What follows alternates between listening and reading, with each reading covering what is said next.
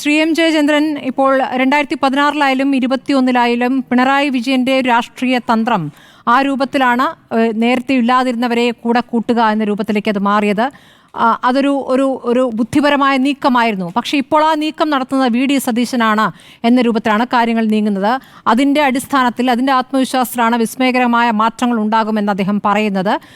അത് ഈ നിലമ്പൂർ ഉപതെരഞ്ഞെടുപ്പിന് മുൻപ് തന്നെ പറഞ്ഞതാണ്. പക്ഷേ ഇപ്പോൾ അതിനുശേഷം പറയുമ്പോൾ അതിനൊരു മാനം കുറച്ചുകൂടി മാറുകയാണല്ലോ. അപ്പോൾ ആ രൂപത്തിൽ അതിനെ പറയുന്നതിനെ ഇടതുപക്ഷം എങ്ങനെയാണ് കാണുന്നത്? ഇപ്പോൾ അതിനെ പൂർണ്ണമായും സ്വീകരിച്ച മറ്റുള്ള പ്രതികരണം എവിടെയും വന്നിട്ടില്ല. ഈ CPI ഒക്കെ ചിരിച്ചു തള്ളുകയാണ് ചെയ്യുന്നത്. കേരള കോൺഗ്രസ് മാണി വിഭാഗവും ഇപ്പോൾ ഇല്ല എന്ന രൂപത്തിൽ പ്രതികരണമാണ് നടത്തുന്നത്. പക്ഷേ ഇതൊരു അവസാന വാക്കായി കാണാൻ സാധിക്കില്ലല്ലോ. എന്തൊക്കെയോ ചർച്ചകൾ നടന്നതിൻ്റെ അടിസ്ഥാനത്തിൽ തന്നെ ആയിരിക്കില്ലേ ആ പ്രതികരണം?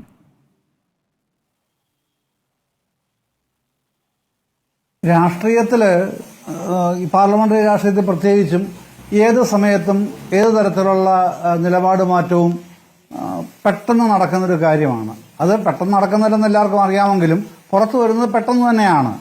അത് ആരും അതിൻ്റെ അകത്തൊരു അസ്വാഭാവികത കാണാറുമില്ല.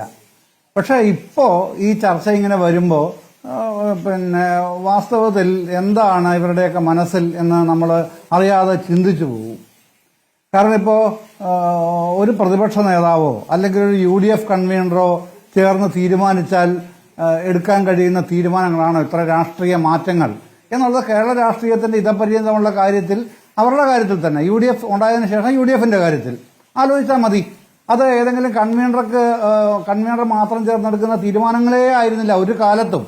ഇപ്പോൾ ഇദ്ദേഹത്തിന്റെ കാര്യം പറഞ്ഞല്ലോ, ബെന്നി ബെഹനാൻ UDF കൺവീനറായിട്ട് ഇരിക്കെ നടത്തിയ വാർത്താ സമ്മേളനം, അതിലാണല്ലോ മാണി ഗ്രൂപ്പിനെ മാറ്റി നിർത്താൻ തീരുമാനിക്കുന്നത്. ബെന്നി ബെഹനാൻ ഒരാൾ വിചാരിച്ചാൽ അത്തരൊരു തീരുമാനം പ്രഖ്യാപിക്കാൻ കഴിയും എന്ന് സ്മൃതി കരുതുന്നുണ്ടോ? കരുതുകയില്ലല്ലോ, നടക്കില്ല.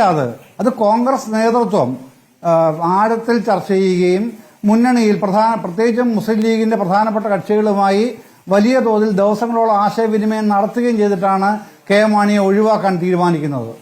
ആ നിർദ്ദേശം മാധ്യമപ്രവർത്തകരോട് പറയുക എന്നുള്ള നിയോഗം മാത്രമേ ഉണ്ടായിരുന്നുള്ളൂ. അതിനുശേഷം പിന്നെ നടന്ന പല പ്രതികരണങ്ങളിലും കുഞ്ഞാലിക്കുട്ടി അന്ന് ഉണ്ടായിരുന്നെങ്കിൽ അത് സംഭവിക്കില്ലായിരുന്നു, അതിലൊരു ഇടപെടൽ നടത്തുമായിരുന്നു എന്നുള്ളതാണ്. ഈ കമ്മ്യൂണൽ ഇക്വേഷൻ കൃത്യമായി UDFൽ നടപ്പാക്കിയിരുന്ന നേതാക്കളാണല്ലോ. ഇപ്പോൾ കുഞ്ഞാലിക്കുട്ടി ആയാലും KM മാണി ആയാലും ഇപ്പുറത്ത് ഉമ്മൻചാണ്ടി ആയാലും അതായിരുന്നല്ലോ ആ ഇക്വേഷൻ. അത് അങ്ങ് തകർക്കാൻ അത് പിണറായി വിജയന് സാധിച്ചിട്ടുണ്ട്. അതൊരു രാഷ്ട്രീയ തന്ത്രമാണ്, അതിൽ വിജയിച്ചിട്ടുണ്ട്. അത് യഥാർത്ഥത്തിൽ സംഭവിച്ചത് അന്ന് ഒരു ചർച്ച നടക്കാതെ പോയത് കൊണ്ടാണ് എന്ന വിലയിരുത്തൽ, അതൊരു അബദ്ധമായി പോയി എന്ന വിലയിരുത്തൽ ഇപ്പോൾ കോൺഗ്രസിനാകെ ഉണ്ട്. അല്ലാതെ ഇങ്ങനെ നേതാക്കൾ പലപ്പോഴും പല കാര്യങ്ങളും പറയാറുണ്ട്. പക്ഷേ വസ്തുത എന്താണെന്നുള്ളത് ഈ രാഷ്ട്രീയം ശ്രദ്ധിച്ചിട്ടുള്ളവർക്ക് മനസ്സിലാക്കിയിട്ടുള്ളവർക്ക് അറിയുകയും ചെയ്യാമല്ലോ.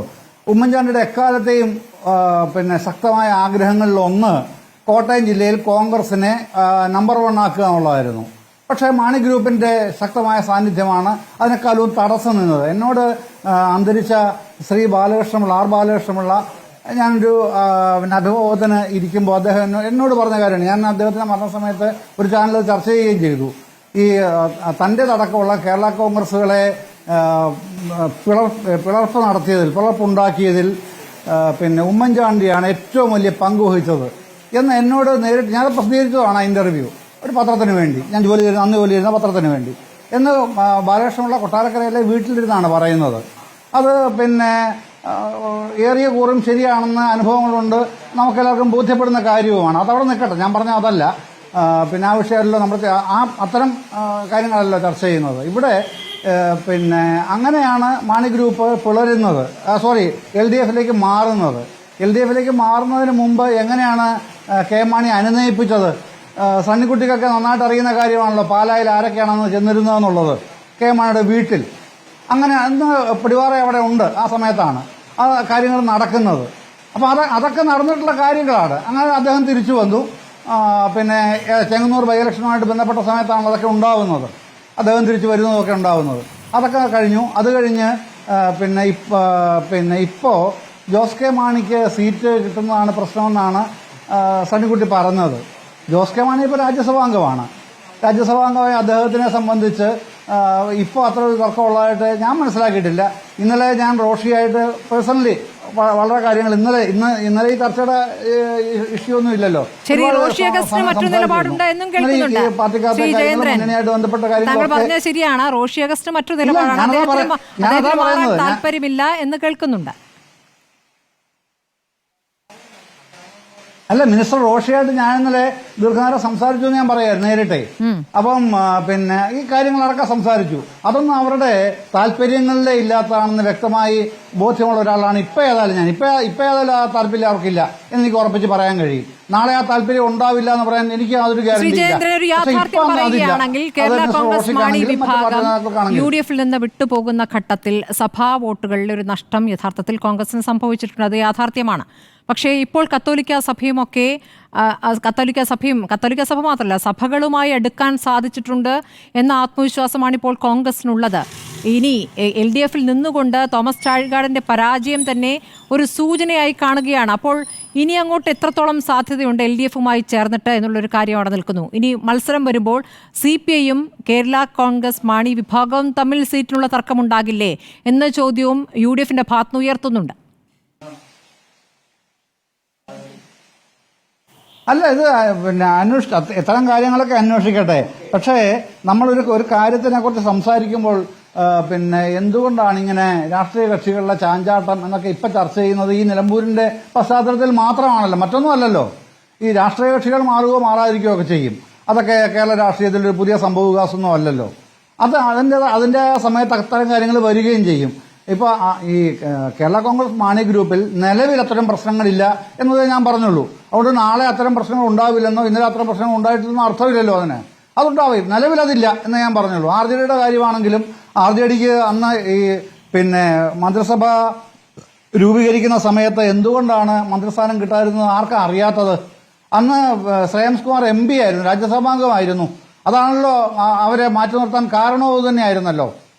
മറ്റൊരു കാരണം ഉണ്ടായിരുന്നില്ലല്ലോ. അത് ആർക്കും അറിയാൻ വയ്യാത്ത കാര്യമല്ല. പിന്നീടുണ്ടായ സാഹചര്യങ്ങൾ വേറെയാണ്, വ്യത്യസ്തമാണ് സാഹചര്യങ്ങൾ. പക്ഷെ അന്ന് അവർക്ക് മന്ത്രിസ്ഥാനം കൊടുക്കാതിരിക്കുന്നതിനെ പ്രേരിപ്പിച്ച അടിസ്ഥാന ഘടകം ഇത് മാത്രമായിരുന്നു. അദ്ദേഹം രാജ്യസഭാംഗത്വം രാജ്യസഭ MP ആയി നിൽക്കുന്നു. അങ്ങനെ ഒരു പാർട്ടിക്ക് രണ്ട് പ്രധാനപ്പെട്ട പദവികൾ കൊടുക്കാൻ കഴിയില്ല എന്ന നിലപാട് LDF സ്വീകരിച്ചു. അങ്ങനെ വന്നില്ല. അതാണ് കാര്യം. അപ്പൊ ഇത് ഇപ്പോ പിന്നെ മനേത്യന്ത്രനാണെങ്കിലും KP മോഹനാണെങ്കിലും തർക്കമുണ്ട് എന്ന് പറയുമ്പോൾ ഉണ്ടായിരിക്കാം. ശ്രേയംസ് കുമാർ തർക്കമുണ്ടെന്ന് പറയുന്നു. അദ്ദേഹത്തിനും തർക്കങ്ങൾ പലതായിട്ട് വന്നിട്ടുണ്ട്. പക്ഷേ ഇടയ്ക്ക് ആ തർക്കങ്ങളൊക്കെ മാറിയതായിട്ടാണ് ഞാൻ മനസ്സിലാക്കിയിട്ടുള്ളത്.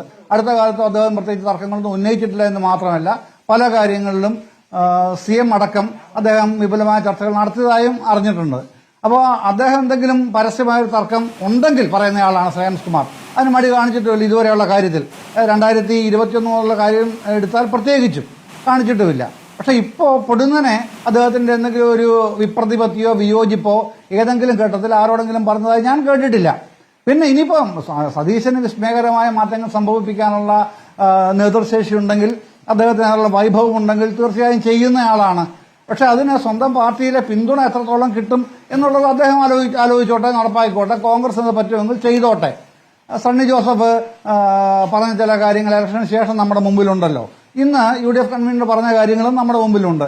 അതൊക്കെ വെച്ചുകൊണ്ട് കേരളത്തിൽ എന്തെങ്കിലും രാഷ്ട്രീയ മുന്നണി മാറ്റത്തിലെ രാഷ്ട്രീയ കക്ഷികളുടെ നിലപാട് മാറ്റം, അത്തരമൊരു നിലപാട് മാറ്റത്തിനുള്ള എന്തെങ്കിലും സാഹചര്യം ഇപ്പോൾ വരുന്നതായിട്ട് ഞാൻ കണ്ടിട്ടില്ല.